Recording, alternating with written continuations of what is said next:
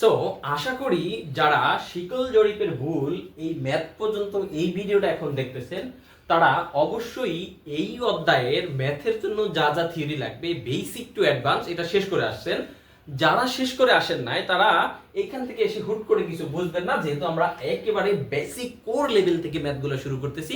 So আপনাকে ওইটা দেখে তারপর এখানে চলে আসতে হবে। এবং বলে দেই, এই প্রথমে প্রত্যেকটা অধ্যায়ের বেসিক কনসেপ্টের পরও ওই বেসিক কনসেপ্টটাকে আরেকটু ভালোভাবে বোঝানোর জন্য আমরা প্রথম 4-5টা ম্যাথ একটু সহজ ম্যাথ নিব এবং ওইটার ভিতরের বেসিকগুলো সূত্রের সাথে কিভাবে যায় বা সূত্রটা কিভাবে অ্যাপ্লাই করা যায় একটু লেন্দি হবে। সো এই বিষয়টায় যারা একটু এক্সপার্ট আছেন তারা হচ্ছে স্পিড বাড়িয়ে দেখবেন বা স্কিপ করার চেষ্টা করবেন, সরাসরি ম্যাথ পার্ট থেকে দেখার চেষ্টা করবেন। তাহলে দেখেন এখানে প্রথম অঙ্কটা পড়ি। 10 সেন্টিমিটার অতিরিক্ত খাটো 20 মিটার শিকলে একটি রেখা পরিমাপ করে 1200 মিটার পাওয়া গেল। রেখাটি প্রকৃত দৈর্ঘ্য কত? তাহলে আমাদের মেইন সূত্রটা আমরা একটু লিখি, তারপরে আমরা সলিউশনে যাই। আমাদের সূত্র হচ্ছে কি, যে কনসেপ্ট প্রকৃত বাই কি আপাত।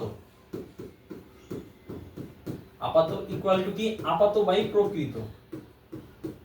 আপাত বাই প্রকৃত। এখন আপাত প্রকৃত কি কি হইতে পারে?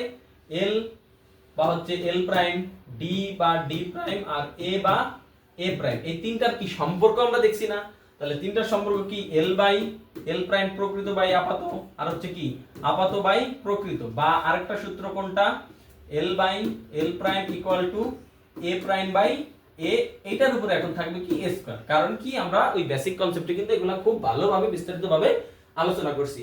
তাহলে আমার এখানে কোনটা সূত্রে কখনোই আপনার তিনটার সম্পর্ক দেখাবে না বা আপনার ডির সাথে এর সম্পর্ক দেখাবে না।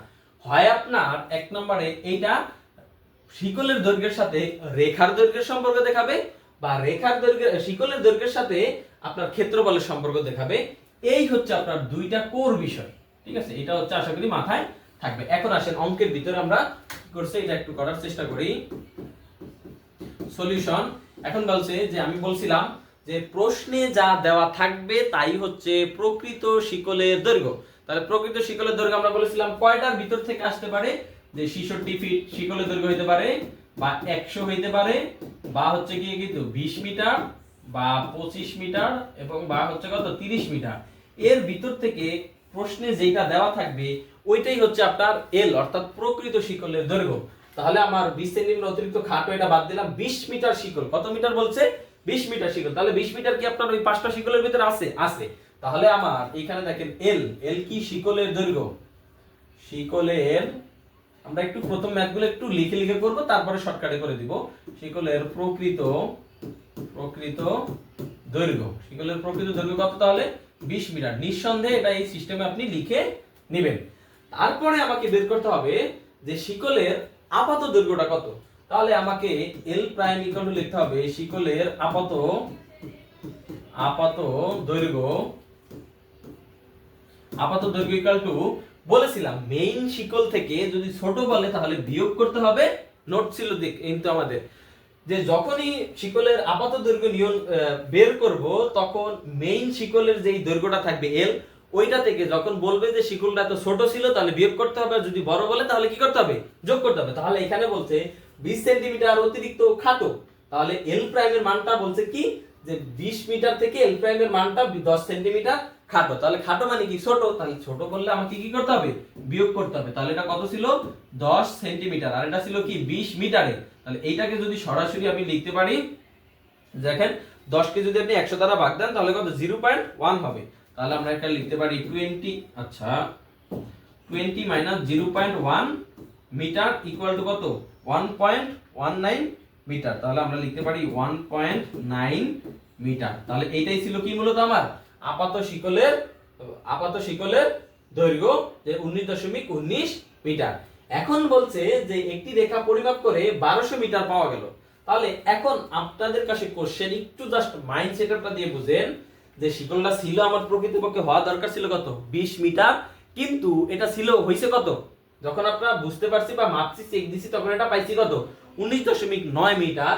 তাহলে এই যে শিকলের রেখার দৈর্ঘ্যটা পাইছি, এই দৈর্ঘ্যটা কি সঠিক দৈর্ঘ্য? অবশ্যই না। এটা কেন? কারণ হচ্ছে শিকলের দৈর্ঘ্য ছোট দিয়ে আমরা মাপছি, কিন্তু লিখছি কত? 20 মিটার করে। 20 মিটার করে খাতায় লিখে এভাবে হিসাব কিন্তু হয়ে গেছে।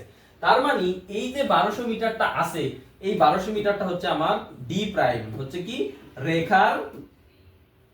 রেখার আপাত দৈর্ঘ্য, রেখার আপাত দৈর্ঘ্য। তাহলে রেখার আপাত দৈর্ঘ্য আমরা কত পাইলাম, যে 1200 মিটার। তাহলে আমার কাছে জানতে চাইছে কি, মূলত আমার কাছে জানতে চাইছে ডি ইকুয়াল টু হট, অর্থাৎ রেখার প্রকৃত দৈর্ঘ্য, রেখার প্রকৃত দৈর্ঘ্যটা কত, দৈর্ঘ্য কত, এটা আমার কাছে জানতে চাইছে।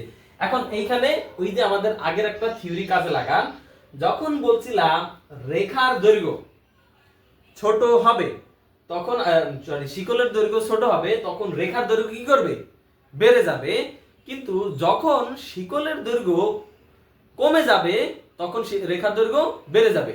আচ্ছা, তাহলে আমার রেখার প্রকৃত দৈর্ঘ্য কত এটা নির্ণয় করতে হবে। 1200 হচ্ছে কি আমার আপাত দৈর্ঘ্য। এখন আপনাদের কাছে আমার প্রশ্ন, যে এই 1200 মিটার প্রকৃত যেই দৈর্ঘ্যটা আমি রেখার প্রকৃত দৈর্ঘ্যটা নির্ণয় করব, এটা কি 1200 মিটার থেকে ছোট হবে না 1200 মিটার থেকে বড় হবে, এটা আপনি কোন কনসেপ্ট দিয়ে ধরবেন আমি আপনাদেরকে বলে দিচ্ছি। যে বলেছিলাম যখন শিকলের দৈর্ঘ্য ছোট হবে তখন রেখার দৈর্ঘ্য কি বেড়ে যাবে, আর যখন বলছিলাম যে শিকলের দৈর্ঘ্য বেড়ে যাবে তখন রেখার দৈর্ঘ্য কি কমে যাবে। দেখেন এইখানে আমার শিকলের দৈর্ঘ্য কি ছিল, শিকলের দৈর্ঘ্য ছিল 19.9 মিটার, কিন্তু ওই 19.9 মিটার যে আমি পাইছি কত 1200 মিটার, তার মানে হচ্ছে রেখার দৈর্ঘ্যটা বেশি পাইছি, কিন্তু আমার প্রকৃত রেখাটা কত 20 মিটার, তার মানে রেখার দৈর্ঘ্য এখানে শিকলের দৈর্ঘ্য এখানে বেশি, তাহলে শিকলের দৈর্ঘ্য এখানে আমরা তখন কি পাবো, আরো কম পাবো। তাহলে আমার এই যেই অ্যানসারটা আসবে, অ্যানসারটা 1200 থেকে কম আসবে। আশা করি কনসেপ্টটা আপনারা বুঝছেন। যদি না বুঝে থাকেন ভিডিও পজ করে আরেকবার দেখার চেষ্টা করেন। তাহলে আমার এখন দেখেন যে এটা আমরা একটু অপোজিট পেজে চলে যাই, যে আমার মেইন সূত্র তাহলে কি L by L prime equal to কি D প্রাইম বাই D। তাহলে আমার L এর মান কত 20 আর L প্রাইম এর মান কত 19.9 ইকুয়াল টু D প্রাইম এর মান আমরা পাইছি কত, D প্রাইম এর মান পাইছি 1200 মিটার, এবং D এর মান কি, D এর মান হচ্ছে ইকুয়াল টু হট। এখন এইটাকে যদি আপনি সলভ ফাংশনে করেন বা ক্রস গুণন করে গুণ করেন তাহলে আপনি পাবেন, তাহলে এইখানে দেখেন D এর মানটা চলে আসবে 1194 মিটার। দেখেন এই কনসেপ্টের সাথে কি আপনার গেছে, আমি বলছিলাম শিকলের দৈর্ঘ্য যখন আমি এটা প্রকৃত শিকলের দৈর্ঘ্যটা ছিল 20 মিটার, কিন্তু এটা যখন মাপছি তখন ছিল 19.9 মিটার, এটা দিয়ে মেপে আমি পাইছি কত 1200 মিটার, কিন্তু আমার শিকলের দৈর্ঘ্যটা তো এই 19.9 মিটার থেকে বড় ছিল, তার মানে আমার ক্ষেত্রফলে রেখার দৈর্ঘ্যটা আরেকটু কমে যাবে। তাহলে এই জায়গায় দেখেন আমার রেখার দৈর্ঘ্য কিন্তু আমরা পেয়ে গেছি 1194 মিটার, এটাই হচ্ছে আমার কি অ্যানসার। তো এইটা ম্যাথটা এখন দেখেন 8-10 মিটার হয়তো হয়ে গেছে, অনেক বড় হয়ে গেছে, কিন্তু এটা তো বড় ম্যাথ না। এটা করতে সর্বোচ্চ সময় লাগবে 1.5 মিনিট, যদি কেউ যদি একবারে বেসিক লেভেলে শুরু করে 1.5 মিনিট। সো এইভাবে নিজেরা প্র্যাকটিস করেন। কোথায় ঘাটতি আছে দেখেন, কোনো সমস্যা থাকলে আমাকে জানান, অন্য কোনো টপিকস কোথায় কি লাগবে, কার কোথায় সমস্যা আমাকে জানান, আমি সমাধান করে দেওয়ার চেষ্টা করব। আমি যতটুকু জানা আছে এই ম্যাথা থেকে। আশা করি সবাই এইভাবেই প্র্যাকটিস করবেন। সো ধন্যবাদ।